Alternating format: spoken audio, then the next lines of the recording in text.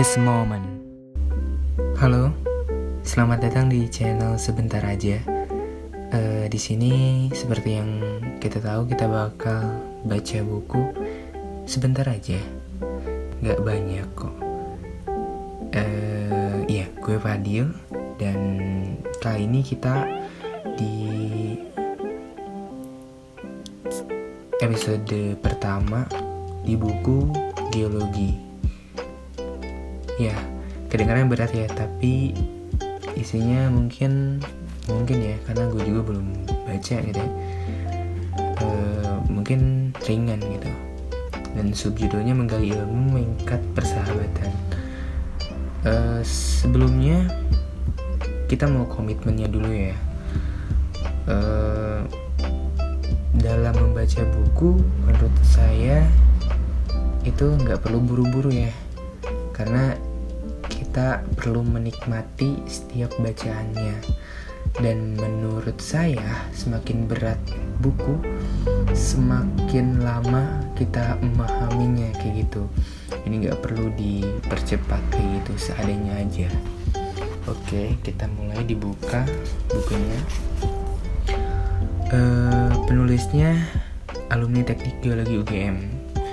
Oke, di belakang di sini kalau saya ada 6 penulis ya. Salah satunya Bapak Abdi Suprayitno. Di sini banyak banget ya.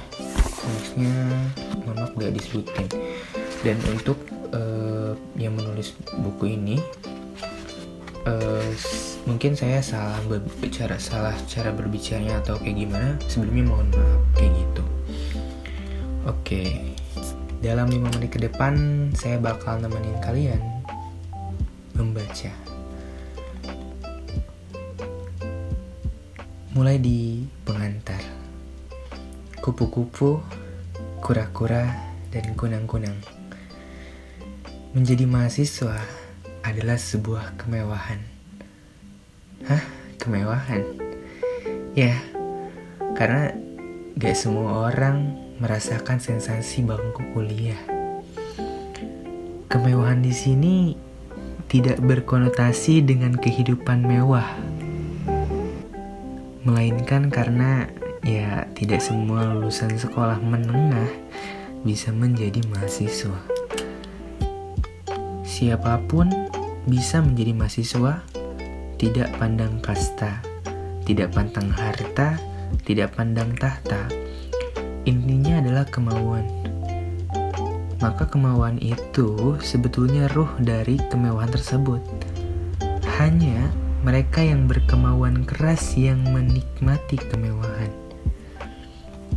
Apakah berarti mahasiswa hidup mewah? Justru sebagian besar jauh dari kemewahan. Apalagi jika menengok realitas mahasiswa tahun 1960-an sampai 1980-an yang dengan syarat dengan kegetiran hidup. Pada masa itu, persentase penduduk miskin Indonesia masih sangat tinggi. Pada 1960-an, sekitar 70-80% penduduk Indonesia miskin. Akhir 1970-an berkurang menjadi 40% dan akhir 1980-an menurun menjadi 30%. Nah, dari data itu dapat ditelisik bahwa saat itu mahasiswa didominasi oleh mereka yang orang tuanya hidup pas-pasan. Ada yang pedagang gurem, ada yang petani, buruh, guru, pegawai negeri golongan bawah, dan lain-lain. Sudah hidupnya pas-pasan, anaknya pun banyak, rata-rata lebih dari 5, bahkan ada yang belasan. Namun, orang tua itu bertekad untuk menyekolahkan anaknya sampai perguruan tinggi agar lepas dari jeratan kemiskinan. UGM didominasi mahasiswa seperti itu. Mayoritas berasal dari luar kota Yogyakarta dengan kehidupan orang tua yang rata-rata bisa dikatakan miskin. Hal itu disebabkan ya karena banyak yang berasal dari kota kecil di Jawa Tengah, Jawa Timur, dan sebagian Jawa Barat.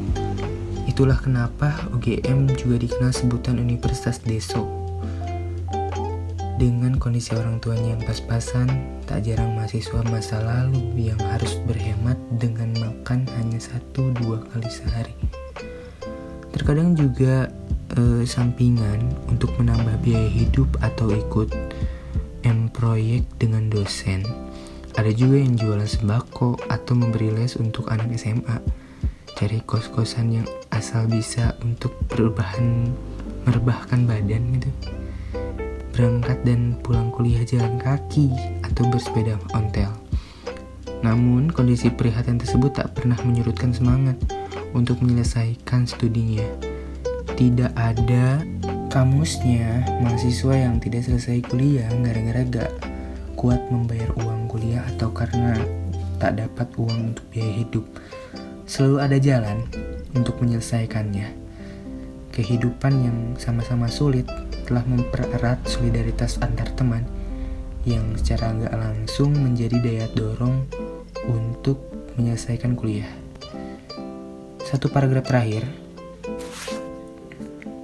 Disitulah kenapa secara sepintas cerita-cerita mahasiswa zaman itu terasa lebih heroik dibanding mahasiswa sekarang.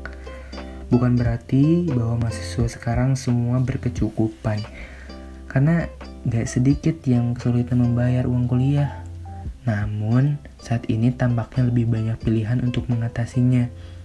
Pemerintah menyediakan biaya bidik misi bagi semua mahasiswa tak mampu, beasiswa dari berbagai perusahaan besar, bahkan para alumni yang sudah sukses sekarang juga menghimpun dana untuk para mahasiswa. Baik, mungkin itu aja ya 5 menit membaca dari channel Sebentar Aja. Dan gue Fadil, ucapin terima kasih buat kalian yang udah dengerin sampai akhir. Thanks for watching and listening. See you next time. Bye. Thank you. Jangan lupa like, comment, subscribe, and share video ini. Thank you for watching.